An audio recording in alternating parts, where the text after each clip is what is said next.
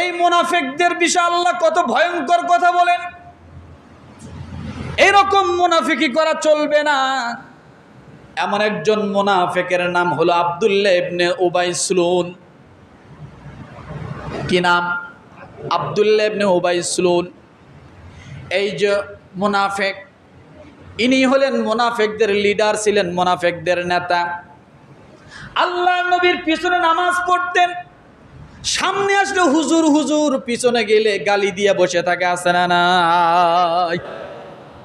পিছনে সমালোচনা করে তামাম এলাকা জড়ো করে ফেলছে, কিন্তু সামনে যখন দেখা হয় হুজুর আসসালামু আলাইকুম, আছে না সমাজে? এই আব্দুল্লাহ ইবনে উবাই সুলুল আল্লাহ রসুলের পিছনে নামাজ পড়েছেন, লম্বা জুব্বা গায়ে ছিল, মাথায় পাঞ্জাবি ছিল, কিন্তু বড় মুনাফিক ছিল, মুনাফিকের লিডার। সে নিজে নিজে বুঝতো যে আমি আল্লাহ রসুলের বিরোধিতা করি। আমার ভাইরা, আল্লাহ রসুলের বিরোধিতা করতে যায় তামাম মদিনার সমস্ত মানুষ যখন বুঝতে পারলেন যে এই লোকটা রসুলের বিরোধিতা করে, কারণ যেখানেই রসুলের সমালোচনা করে সেখানে রসুলের পক্ষের লোক আছে না নাই? কথা বলেন, আছে। সকলেই জানতে পারলো এই লোকটা মুনাফিকি করে। সামনে রসুলকে পাইলে হুজুর হুজুর করে, পিছনে গেলে সমালোচনা করে। এটা সকলেই জানে, রসুলও জানে রসুলকে কষ্ট দেওয়া হয়েছে, রসুল স্পষ্ট জানা যে এই লোকটা আমার বিরোধিতা করে। কিন্তু আমা আরসালনাকা ইল্লা রাহমাতাল লিল আলামিন। কেমন রহমতের নবী! আল্লাহ নবী একদিন ফজরের নামাজ পড়ে যখন সাহাবায়ে কেরামের সামনে মুখটা ঘুরে বসেছেন, এমন সময় একজন সাহাবী, অল্প বয়সের সাহাবী, ওই সময় রসুলের সামনে সাহাবায়ে কেরামের সামনে উঠে দাঁড়িয়ে গেলেন। দাঁড়িয়ে হাউমাউ করে কান্না শুরু করে দিলেন। আল্লাহ নবী বলেন, কে গো, কেন তুমি সকালবেলা ফজরের পরে কাঁদছো, কি তোমার সমস্যা? এবার আব্দুল্লাহ নাম সাহাবী আব্দুল্লাহ রাদিয়াল্লাহু তাআলা আনহু ডাক দিয়ে বলেন, নবীজি, গত রাতে আমার আব্বা দুনিয়া থেকে চলে গেছে, আমার আব্বা ইন্তেকাল করেছে, আমার আব্বা আর এই দুনিয়ার মধ্যে নাই। ইয়া রাসূলুল্লাহ, কিন্তু আব্বা মরার সময় আমাকে কয়েকটা কথা বলে গেছেন, নসিহত করে গেছেন আপনার কাছে বলার জন্য। নবীজি, আমি কি আমার আব্বার ওসিয়তের কথাটা আপনাকে বলবো?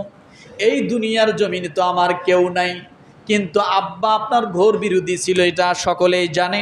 কিন্তু তারপরও বাবা যখন মরে গেছে, আমার তো বাপ হয়, আমার তো পিতা হয়, আমি তার জন্য তো কি বদনাম করতে পারি না। ইয়া রাসূলুল্লাহ, আমার আব্বা যখন মারা যায় আমাকে ডাক দিয়ে বলে, আব্দুল্লাহ আমার কাছে আসো, শেষ কয়েকটা কথা আমি তোমাকে ওসিয়ত করে যাই। আমি বাবার যখন কাছে গেলাম, বাবার কাছে যে যখন মাথার কাছে বসলাম, নবীজি, আমার আব্বা কয়েকটা ওসিয়ত করলেন, বড় মারাত্মক ওসিয়ত। ডাক দিয়ে বলে, আব্দুল্লাহ আমি তো দুনিয়া থেকে চলে যাচ্ছি, আব্দুল্লাহ ও আব্দুল্লাহ, আমার কয়েকটা ওসিয়ত তুমি শোনো।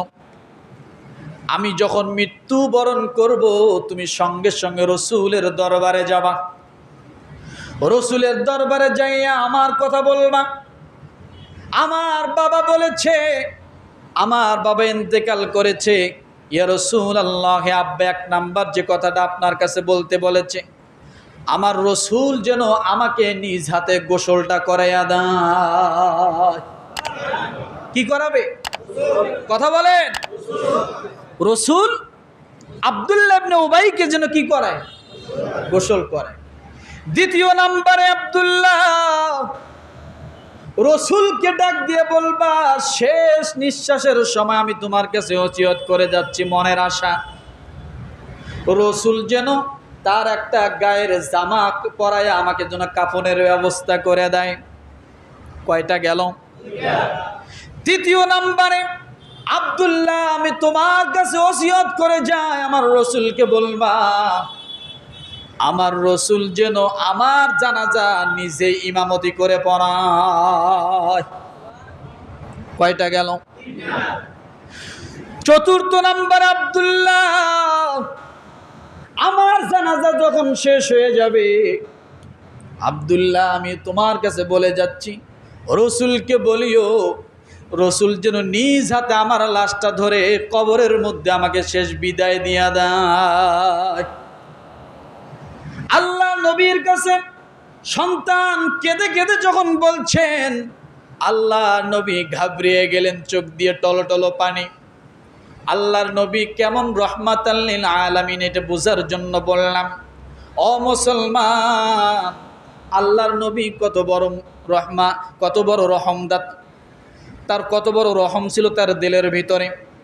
আমার ভাইরা, আল্লাহর নবী যখন পা পা করে মুনাফিক নেতা আব্দুল্লাহ ইবনে উবাইয়ের বাড়িতে চলে গেলেন, যাওয়ার পরে যখন যাওয়ার পরে এই কাজগুলো যখন সম্পাদন করবেন, জানাজার যখন ব্যবস্থা করবেন, জানাজার যখন সামনে চলে আসলো, যখন জানাজায় দাঁড়ালেন, দাঁড়ায় যখন আল্লাহু আকবার বলে যখন জানাজার মধ্যে দাঁড়িয়ে গেছেন, সঙ্গে সঙ্গে জিবরিল আমিন এসে ডাক দিয়ে বলেন, নবীজি আপনি জানাজা পড়াইবেন না। এদিকে সমস্ত সাহাবায়ে কেরাম আশ্চর্য হয়ে গেলেন। হযরত উমর রাদিয়াল্লাহু তাআলা আনহু বারবার রসুলের জামাটা পেছন দিক থেকে টেনে ধরছেন, ডাক দিয়ে বলেন, নবীজি আপনি মুনাফিক নেতার জানাজা আপনি পড়াইতে যাবেন না, কারণ সে সবচেয়ে বড় দুশ্মনী করেছে, ইসলামের বড় ক্ষতি করেছে, আপনাকে সবচেয়ে বেশি কষ্ট দিয়েছে, তার জানাজা আপনি কখনো পড়াইতে যাবেন না। হযরত উমর রাদিয়াল্লাহু তাআলা আনহু বারবার যখন এইভাবে রসুলের জামা টেনে ধরছেন, এরপরেও রসুল সামনের দিকে অগ্রসর হয়। আল্লাহ নবীর অবস্থা হযরত উমর রাদিয়াল্লাহু তাআলা বুঝতেছেন যে তিনি আর থামবেন না, তিনি তো থামার লোক না, তিনি অবশ্যই জানাজা পড়াইবেন। আল্লাহ নবী ডাক দিলেন, উমর আমার আল্লাহ তো তার জানাজা পড়াইতে নিষেধ করেন নাই, তাহলে আমি কেন তার জানাজা পড়াবো না? এই কথা বলে যখন আল্লাহ নবী জানাজার মধ্যে দাঁড়িয়ে গেলেন, সঙ্গে সঙ্গে আরশে আজিমের নিচ থেকে জিবরিল আমিন আমার আল্লাহ তাআলার দরবার থেকে রসুলের সামনে এসে উপস্থিত হয়ে গেল। বলেন সুবহানাল্লাহ।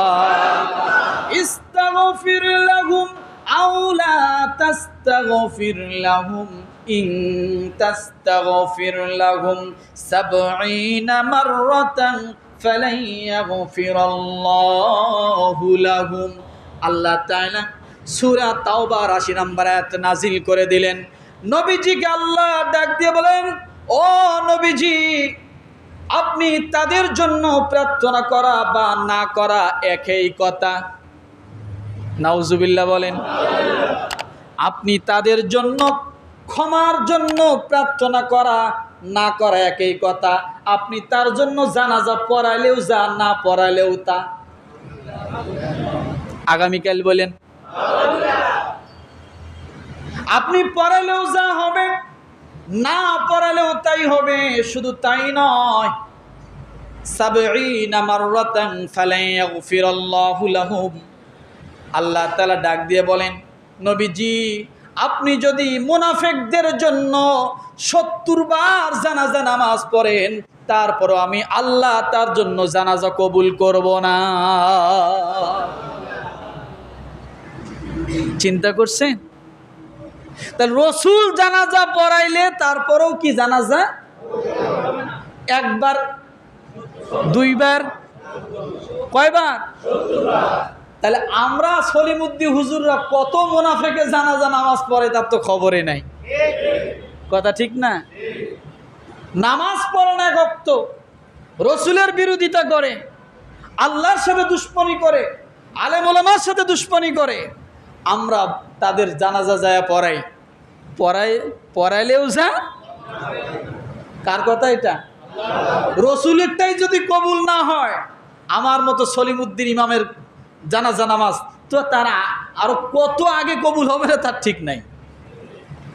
কেন কথাটা বললাম জানেন?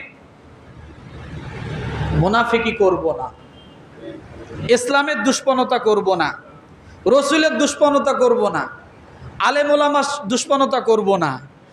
যদি না করেন তাহলে অবশ্যই আপনার সম্পর্ক আল্লাহর সাথে গভীর সম্পর্ক হবে।